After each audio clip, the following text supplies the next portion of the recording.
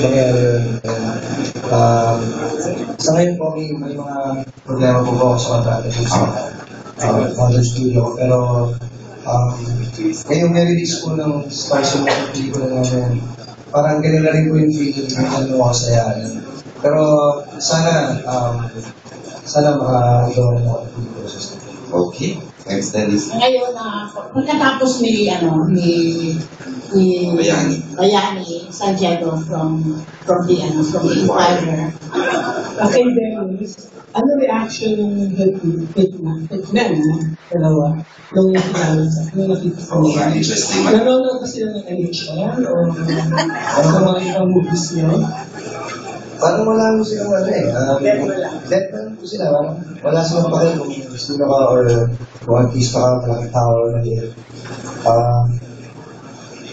Kaya kaya mas kumakaroon sa kanila dahil talagang ibang klase talaga yung ginagawa nilang pangkabuhayan. Hindi ko talaga makakalim yung experience nila. Ito ngayon si OG Mia. Sa aking end, ang naging last question. Relevant ang mga itatanong. Better be na-conscious na tuloy ako. Manay, ha? Hindi. Kay Direk or sino man ang sasagot sa production, alam naman natin na ito ay indie, so medyo maliit ang budget at kahit ang mga TF ng mga artista na sa sakripisyo. Anong initial reaction ng mga artista nung inalok niyo ito kasabay nung pagsasabi ng ito lang ang TF? I think one compliment na masasabi ko sa mga artista to, sa mga kasama ko is hindi po na naging issue yung TF at all. Hindi siya napag-usapan at all. At least yung mga ang pinakaunang nakausap ko was Dennis. Talagang lumabas kami. Sabi ko, pare mag-dinner tayo, kailangan tayo mag-usap. Meron akong i-request sa'yo. So nag-dinner kami nun sa Aura. Tapos, kinuwento ko sa kanya, nag-commit siya. Walang script, walang synopsis, walang pages, walang kahit ano, nag-commit siya agad.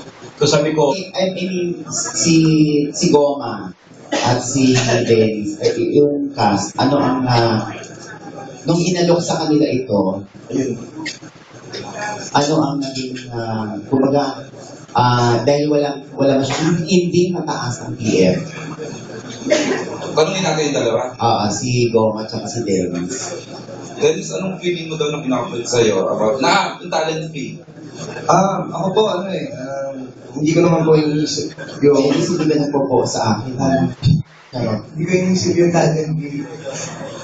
Iniisip ko, kailangan ko makagawa ng ganitong klaseng pelikula. And importante para sa akin yung fulfillment na makagawa ng panibago. So, wala akong kaso kung maliit, wala akong kaya. Okay. Go. Ito yung pangatlong hindi na nagawa ko. And never naging consideration sa indie yung talent fee. Kasi nga, sa mundo ng pelikula, pag indie, alam naman natin na ang budget nila talaga hindi mataas. Oo. Magiging host, magtutugo, yung mga mawis, di ba? So ganun talaga, ang sa akin importante, yung material yung script. Kaya nung pinento sa akin ni Direct Mike, nabasa ko sa yung pinadala niya sa akin.